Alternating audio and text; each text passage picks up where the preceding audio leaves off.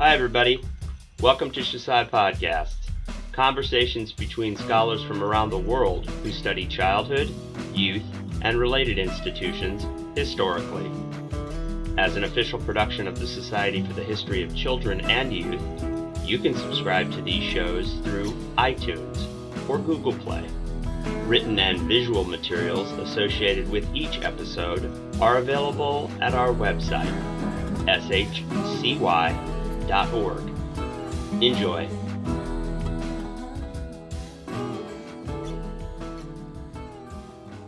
And welcome to a podcast for the Society for the History of Children and Youth.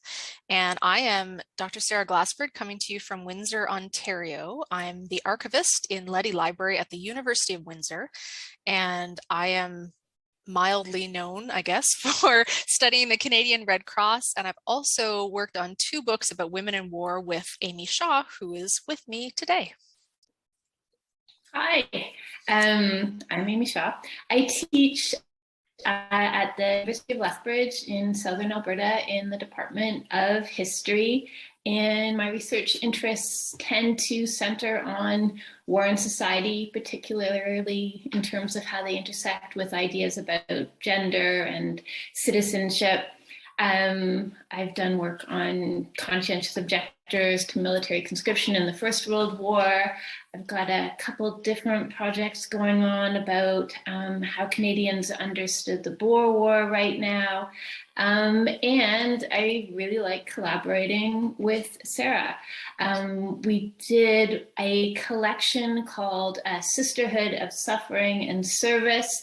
Sarah, can you show them? I don't have mine. Look, isn't it pretty? All about women and girls of Canada and Newfoundland during the First World War.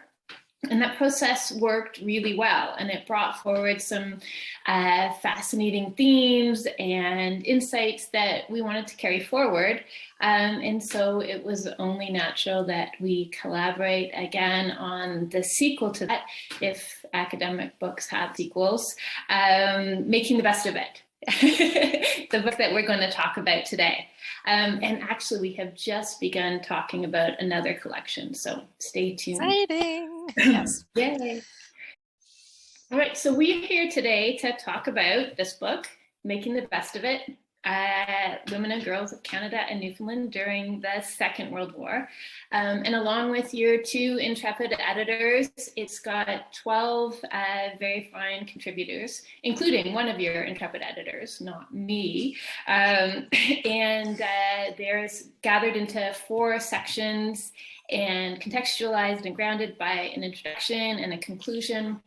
There's photos and a bibliography of suggested further reading. So there's something for everyone. Making the Best of It gathers together work examining some of the ways that women and girls responded to the Second World War and how their lives were altered by it. It pays special attention to the various communities that they created in terms of things like age and ethnicity and religion and language. And it's really attentive to women and girls' own voices as they describe and reflect on their experiences. Studies of women in the Second World War have tended to be quite concerned with deciding whether the war was good for women or not, whether it advanced a wider participation in the world or not. In this collection, Sarah and I have thought about that a little, but mostly we wanted to bring new research questions and analytical approaches to the fore, and thinking about girlhood as a distinct subset of women's lives, a time of its own concerns and actions and constraints, was an important part of that. Maybe you want to talk about that a little, Sarah? Why it was important to us to have children, in this case specifically girls, included? Absolutely. So it was something that came out of the World War I Women in War collection that we did very early on when we were talking about a call for papers, and sort of imagining what the parameters of the collection might be. I had done some work in children's history. A number of my good friends and colleagues were working in children's history, people like Tara Brookfield and Christine Alexander here in Canada. And so it was just kind of on my mind, and I thought it was a really fun area of history. I think that's common for a lot of historians of children and youth. There's just fun stuff that you end up researching and thinking about. And so I thought, well, why don't we kind of expand our parameters to include women and girls explicitly? And if we say girls in the call for papers, then maybe we will get some essays about children. And that is what happened. So since we had done that for the first book, it seemed very natural that we would do it for the second. But of course, when you're thinking about, framing the whole collection, drawing it together in an introduction and conclusion, you do have to think about, well, beyond the fact that it's fun, why are they here in sort of more of a conceptual sense? And in that respect, there are some really good reasons to include children in a book that's mostly about women. The connection between motherhood and childhood and parenting, there are natural points of connection there. And one of the essays in the Second World War book does actually look specifically at women's rights and children's sort of what children deserve as a major element of discussions during the war about daycare and daycare provision. So that kind of naturally flowed out of that. But specifically, I think when we're talking about war and our title for this book, Making the Best of It, really feeds into this concept. Anytime we're talking about war, the idea that people make history but not in conditions of their own choosing is naturally a theme. And that's so applicable, as we all know, to children. There's been lots of debates and discussions in recent years among children's historians about the concept of agency and if that's the right word or the right concept, or, how do we talk about what children are or are not able to do and how that changes, depending on their actual chronological age or what their society allows them to do. But it's just sort of a natural fit to nest that discussion around childhood and making history not in conditions of your own making within a larger discussion of wartime and everybody in a society making history in conditions not of their own choosing. So that was one big aspect. But of course, there are lots of other elements, the use of young people as really potent symbols in wartime as well as in peacetime, but especially in wartime, danger and safety and preservation of the home and the nation, concerns for children's safety or development. There's a big juvenile delinquency panic in Canada during the Second World War that filters into some of the discussions about women as well. And just thinking about age, of course, we know is a very fruitful category of analysis, and sort of inserting that into a wartime context, it just felt like, I think anyway, it felt like a natural fit the first time, and therefore even more so the second time. I might as well, just since our listeners may not be familiar with it, I'm going to actually read from the book here just to mention who our four authors were who wrote chapters specifically about children. So as Amy, I think, mentioned, one entire section of our 4-part book is about women, children, and the war. It's the first part. We wanted to kick it off with the fun stuff. So we have 4 great contributors who gave us really wonderful chapters. So it starts with Barbara Lawrence-Kowski, and her chapter is called The Small Spaces of Childhood, Learning How to Feel in Atlantic Canada, 1939 to 45. And that one's based in the maritime cities of St. John, New Brunswick and Halifax, Nova Scotia. Second is Claire Halstead's chapter, Fostering Friendships, Canadian Girlhood and the Evacuation of British Children to Canada, about the British war guests who came within a sort of imperial or Commonwealth network of friendship. Third is Lisa Pasoli's chapter, Casualties of War, Children, Mothers, and Wartime Day Nurseries. And I mentioned that one just a few minutes ago. And then fourth, Lisa Moore, Civic Identities in Conflict, Montreal's Anglophone and Francophone Private School Girls. And that one has a really interesting look at French-speaking girls and English-speaking girls in Canada's French-speaking province of Quebec. And it's a point of contention during the Second World War between French-speaking and speaking Canadians whether Canada should be in this war at all, what it should be doing in the war, how much the government can or should expect of its citizens in wartime. So there's a much larger tension going on in the country between French-speaking and English-speaking Canadians. And so she brings that right down to the school level and looks at how girls in these different linguistic groups were sort of being told about the war and how they were acting and reacting in response to that. Cool. Yeah. So I think that kind of feeds naturally maybe into, Amy, I don't know if you want to talk a little bit about some of the big themes, because this was another book where we just issued a call for papers and saw what we got and, you know, tried to make sense of it from that. But I did find, I don't know if you did, but I found by the end of kind of pulling it all together, there were a number of prevailing themes that came through the chapters. And I think we then tried to kind of draw those out a little bit in the introduction and conclusion.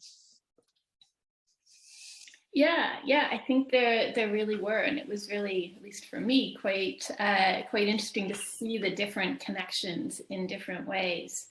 I think in terms of thinking about children in war and in terms of some of the themes of the book in general, the history of emotions is often a big part of this. This is a methodological tool that runs through several chapters in the book, and I think has kind of particular resonance for thinking about children. Barbara Lorenzowski uses oral history interviews to chart what she calls the emotional texture of wartime memories and the emotional geographies of childhood and youth. I think that's really quite fascinating to look at and think about.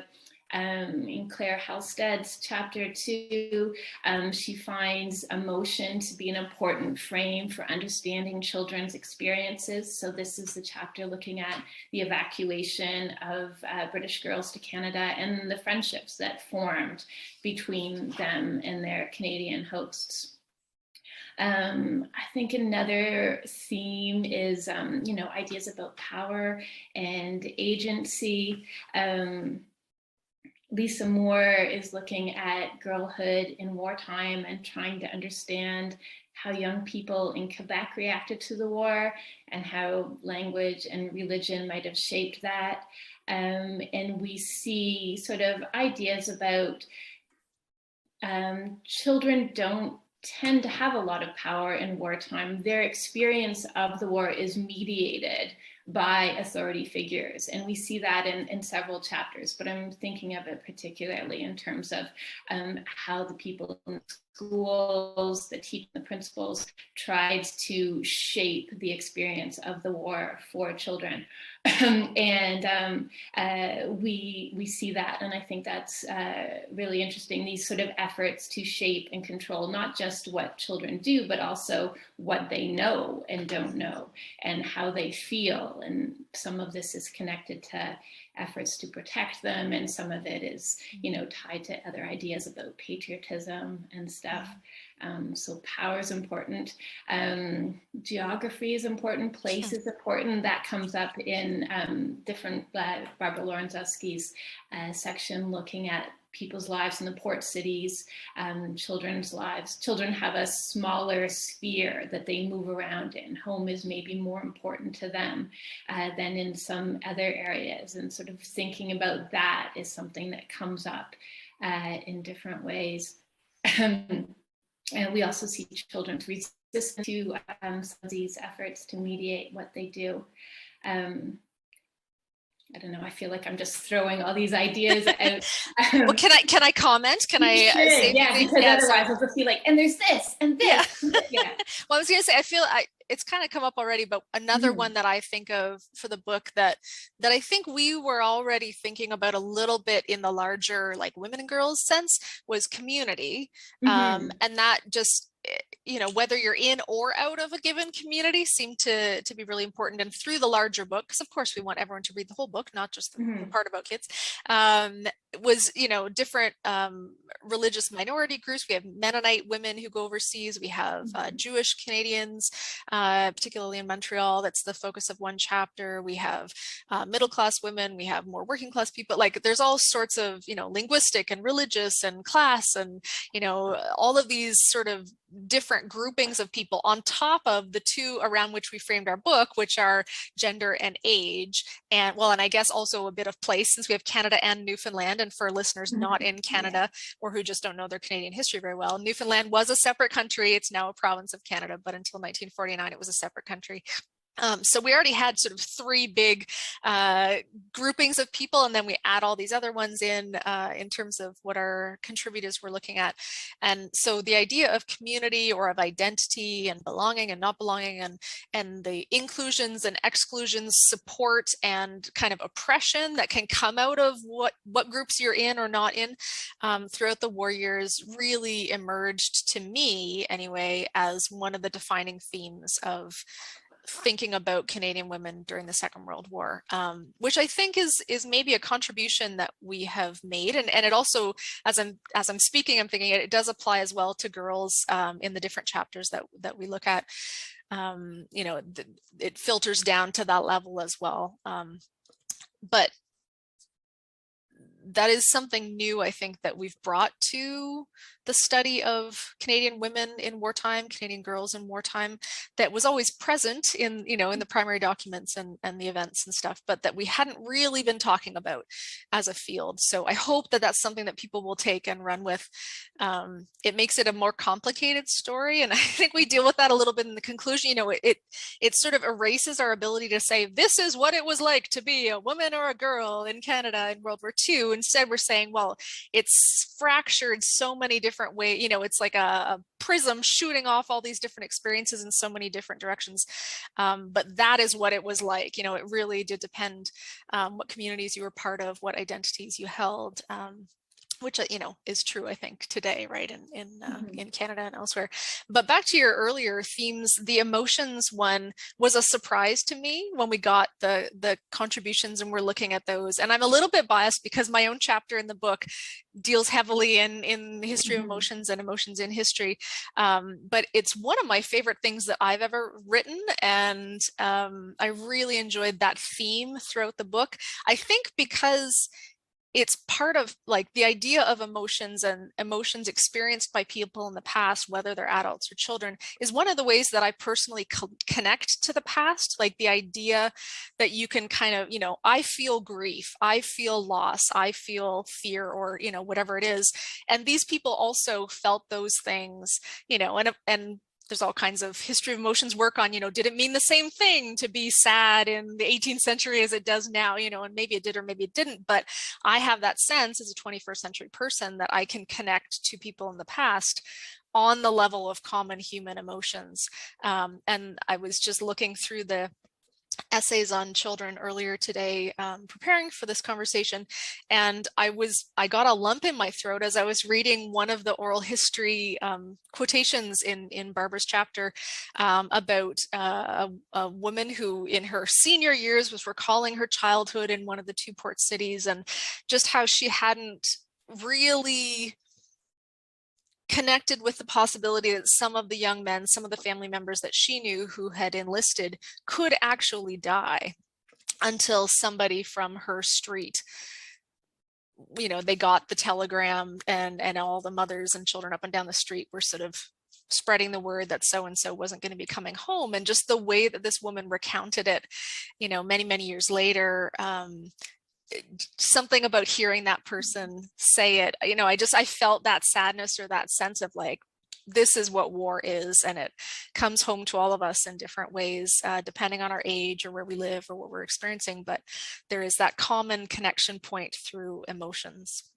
So sorry, that was a bit of a tangent, but I found those really resonant themes. I think you mentioned that word, but those sorts of the community piece and the emotions piece really resonated for me as a reader of our book, you know, in addition to being an editor of it. Mm-hmm. Yes. Yeah. No, I think that's really good and really important.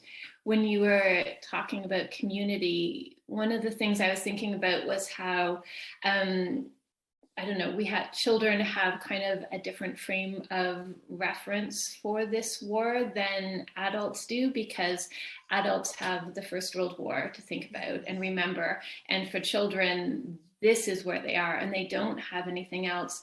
And well, what they have is the Depression. The Great Depression is what they sort of came from and came into. One of the sources that we use in our book, the one that we open with, actually is talking about how the poverty of the Depression means separating away from people and groups and stuff, that she didn't grow up with, I don't know, sports or summer camps, or many people even had to leave school in order to work in the Depression. So that experience just before the war was really solitary. And so when they went into the war, often what really stood out for them was like communities and friendships and things like that they gained from it. And that was part of why, for many of the people we studied, they had kind of a positive memory of the war, in spite of, you know, all the worry and the deprivation and things like that. Yeah. Well, you know, it's interesting too that just one of the other things that we deal with in both the introduction and conclusion is the fact that there are a lot more, at least for Canada. I think it would be different maybe for Britain or for the United States, but in Canada, there are a lot more memoirs and oral histories and these sorts of things, you know, firsthand accounts from people who would have been children or young women during the war, you know, now. And there is kind of there's a lag, you know, it's not like they suddenly, you know, 60-year-old women finished knitting for the Red Cross and immediately sat down to churn out a memoir of their volunteer work. You know, it's not that.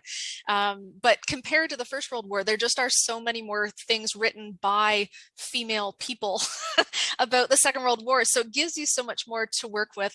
But because there was that kind of lag, you know, during the suburban bliss years, so-called, you know, after the war, people aren't thinking about it or talking about it for the most part. And so it's kind of later, as people get to their retirement or just they're reflecting, or their own daughters are getting involved with feminism, or, you know, kind of casting a new light, women's history arising, and looking back for feminist forebears or pioneers, or hey, there's this other time when women wore pants and went to work in large numbers, you know, that kind of got the historiographical conversation about the women in the Second World War going, at least in Canada.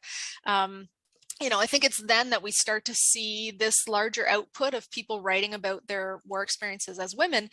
But that time gap means it is people who were younger during the war. So we have, in some ways, like a fairly extraordinary access to children's memories of wartime, or young women, you know, because it was young women, maybe not children, but young adults who were enlisting in the armed forces, who were going overseas with the Red Cross Corps that I wrote about, you know, who were signing up for the different work, you know, farmerettes and work parties out to harvest things, and, you know, staying in these almost summer camp like conditions that you were mentioning. And anyway, I thought of that when you mentioned the sort of the Depression separation versus the wartime coming together.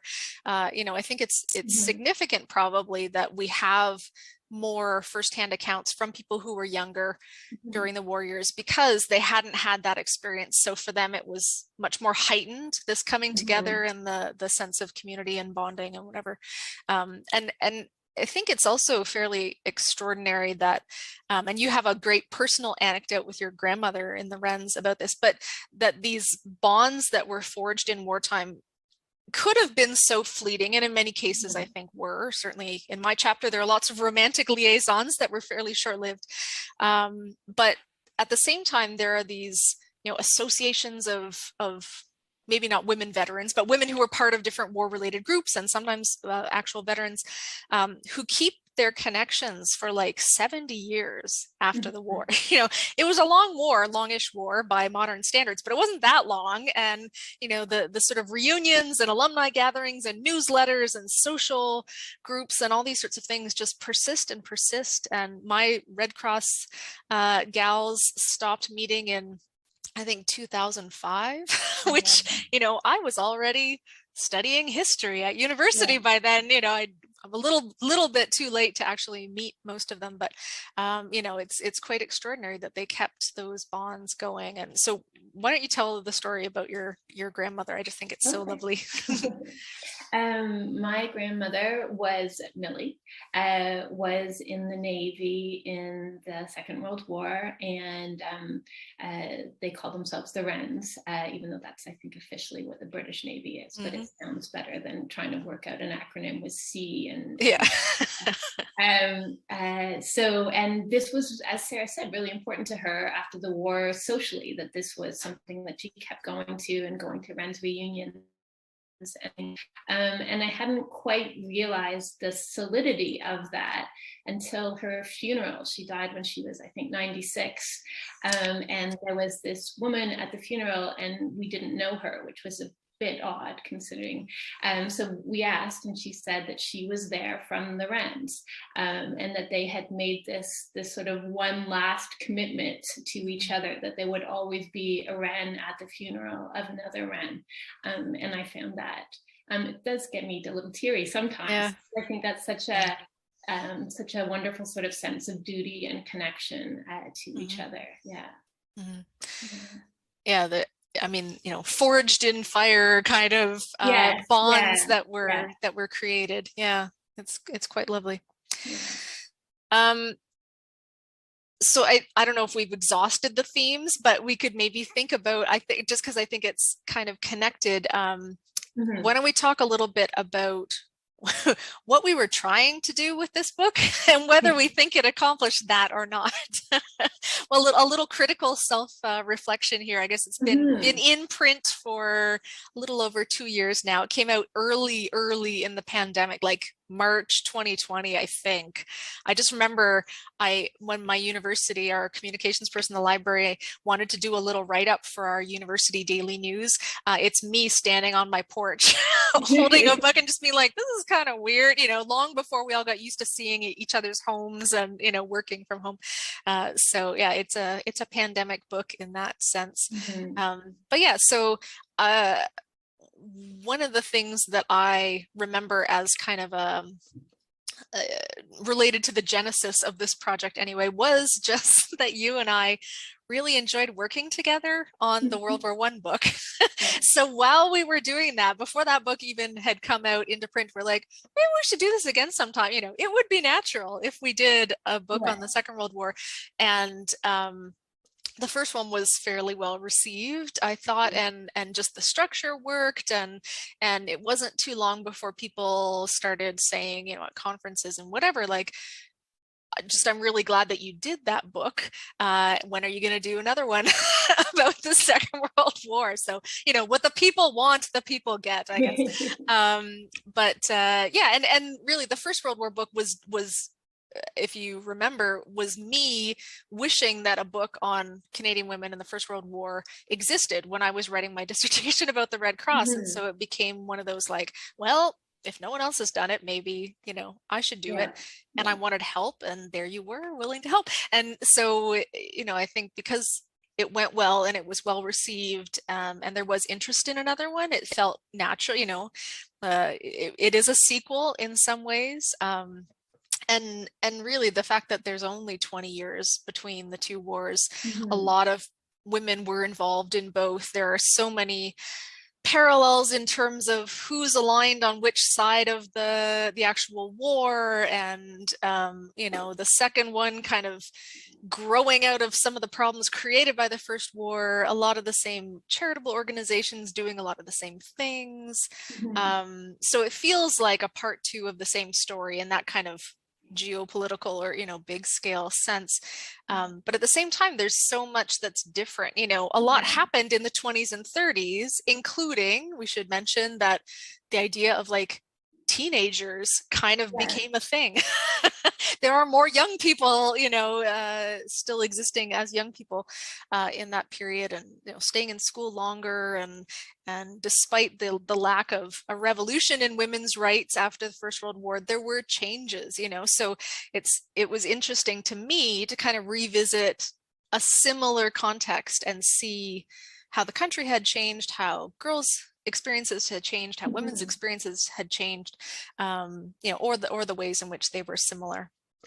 So that's kind of, for me, I think that's part of where this was coming from. I don't know what you remember about the origins or the genesis of this. Yeah, no, that I think sort of covers it for me. I was thinking a little bit about, what we wanted to sort of put in and some of the challenges of that, because there's so many possible angles for trying to look at wartime experiences, and it's kind of inevitable that some things are going to be left out. And so we had to think about what gets included and what doesn't. And obviously a lot of that was shaped simply by who was working on what and decided to share their work with us. So there are sort of absences here. We would have loved to have maybe more stuff. We don't really have much specifically Indigenous. It might be nice to have more on Quebec and things like that. But to cover everything, it would be sort of an impossibly large book too. And this is something I think we envision as something of a starting point too, or not a starting point. There is scholarship on this, but it's going to be built upon for certain. Yeah. I mean, I think in the introduction, we did our best to sort of mention lots of Newfoundland stuff, because we only got one contribution about Newfoundland because there just weren't other people, studying Newfoundland women in World War II. So we tried to bring that in. We talk in the introduction when we can about existing work, about the Japanese Canadian internment, about Black women working in factories, but again, there weren't people at that time actively studying in those areas doing new work that we could kind of draw on. So I know we tried to bring it in where we could, what exists, but I guess my other big piece of what I hoped that we would do with this book, and you mentioned it not so much as a starting point, but like here's a boost of energy to, propel the field further forward, give it another big kind of shove from behind the swing set. I don't think that's a good metaphor, but you get the idea. Rocket fuel, I don't know what I'm trying to say here. But was the idea of revisiting really the core, central to this day historiographical contribution, which is Ruth Roach Pearson's I can't pronounce that book, There's Still Women After All, Canadian Womanhood in the Second World War, which really has just, it set the parameters of the conversation. It got the conversation going. She was the first person to publish women's history in the Canadian Historical Association's journal, and just was a pioneer in so many respects. My undergrads that I taught were, that was the book I told them to go look at if they wanted to look at women in World War II, because although there were lots of other things published around the question of women in World War II, it was still the book. And yet there was a growing sense that, like, well, it did come out in what, 1986-ish, in the mid 80s. Like, people have done lots of interesting things since then and look at history a little bit differently, especially women's history. Let's go back to that conversation that Ruth started and see, are there new questions that we should be asking? Like, we're still asking her question or trying to address her question. So what else could we be asking? So for me, it was that sense of like just throwing the doors open a little wider. And not that I want to boot her out of the conversation. I think she'll always be an important part of it, her work and her arguments about the war looking like it was liberating women and yet not really having that effect. I don't know if that's a fair way to boil it down, but in my head, that's kind of what it boils down to. So if we kind of remove the question of whether the war was good for Canadian women or not, what else is there to see? So I think that's one of the things that we spelled out very clearly. You always have to frame your project, frame your book in the introduction, what you're doing, stake out your territory and what you're not doing. And one of the things we explicitly said was, we are not requiring our authors to deal with the question of whether the war was good for or liberated or transformed Canadian women and girls as such. Some of them do touch on that, and I think that's wonderful if it worked for their particular piece. So I hope that one of the lasting contributions of the book will be that all of our contributors contributed new questions and maybe have taken the field in a whole bunch of new directions. I was thinking a little bit when we're talking about sort of what we're trying to do and things. it's kind of the process of writing the book was really quite interesting in some ways, because we've got this collection looking at what women did and what girls did during the war and some of the struggles they faced, while many of our contributors are women and we are women. And some of this is mirrored to some extent. So we've had, I think, 3 babies were born during the writing and sort of production of this book. And there were various times when people were like, I'm sorry that my chapter is delayed, but there have been these issues with childcare, or there have been, you know, these issues with just sort of relationships and work and things in my life. And I think that that's sort of an interesting thing to think about, sort of as scholars and subject matter. Yeah. I think you had at least one broken bone, a limb perhaps. Oh, yeah. Yes. And yeah, I went back to school, got another university degree, changed professions entirely while we were doing this. Yeah, I know there were family illnesses and just the drama all over the place. And yeah, so it was really, it was, not that we were looking for all of those challenges when we started. We could all have done without them, I'm sure. But that to me is one of the signs that a collective endeavor like this is a positive, I was going to say a force for good. I don't know if it's a force for good, but that it's a positive experience, or that it's working to the good for those who are part of it, that we were able to collectively overcome all of those things. And this book didn't take any longer than the previous one. I think it actually like was a year less in the making, maybe because we knew what we were doing more.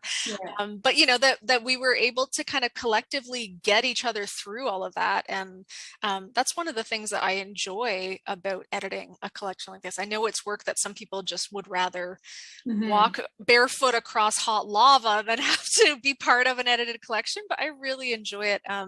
And one of the other things that I enjoyed about editing this collection was that our contributors came from many different stages and places in the kind of academic life cycle. We had a couple of senior scholars, and we had at least one active grad student, I think 1 or 2 who sort of finished their PhDs, or, you know, were very recent grad students, you know, junior career people, mid-career people, and you know, it's nice to be able to work with some of the newer folks. I remember one email, I don't remember who it was from, but one email that was like, I've never published anything like this before. What does it mean when you get feedback like X, or how am I supposed to handle this? Or, you know, what's kind of the next step? And being able to work with people through that process is really enjoyable to me. I don't know, if it just feels like the best part of academic life. It doesn't always go this way, I know,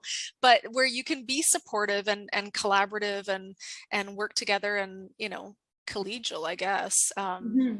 Yeah. So that was neat, but it also raises the issue, which one of the book reviews, I think by Jane Nicholas, that was done of the book mentioned, which is that a lot of our contributors were experiencing academic precarity, myself included, as one of the editors. Because I was academically precarious for a long time, I had to go back to school, retrain, and get a different career. And I've ended up in a university setting, but it didn't necessarily mean it was going to go that way. And, you know, so on the one hand, I think it's really fantastic that we were able to work with people who were not in stable, cushy, you know, traditional academic positions, and get their work out into the world and, you know, help it have an impact. You know, that's really wonderful. But at the same time, as I think Jane mentioned in her review, it's a little bit troubling to think that, you know, half of our contributor list could be lost to scholarship after that, you know, just who knows where all of our individual trajectories will go. So that's, you know, I don't know that that's gender specific, you know, in this case, but certainly, you know, it's part of that background or backdrop, I guess, to the creation of this entity that is our book, that you don't see in the actual content, but it was very much a part of the creation of the work.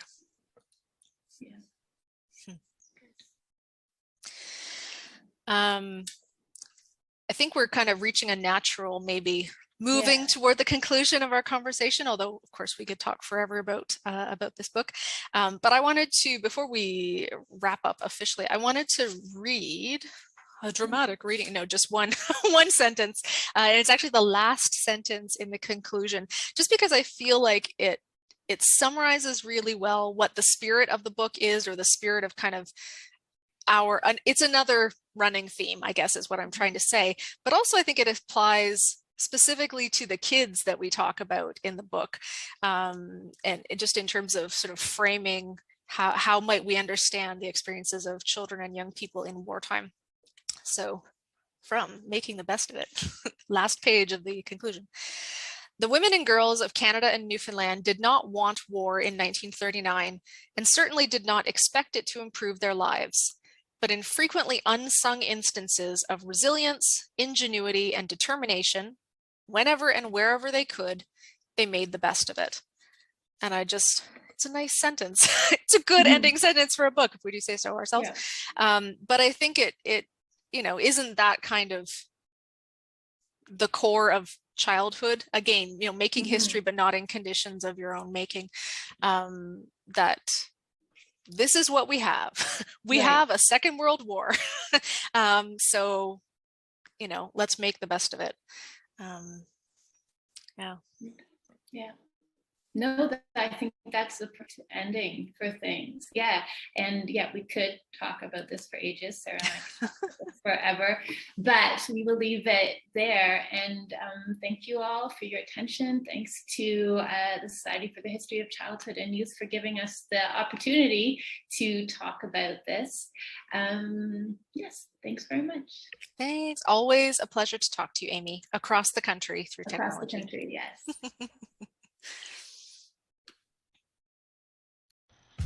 Hi, everybody.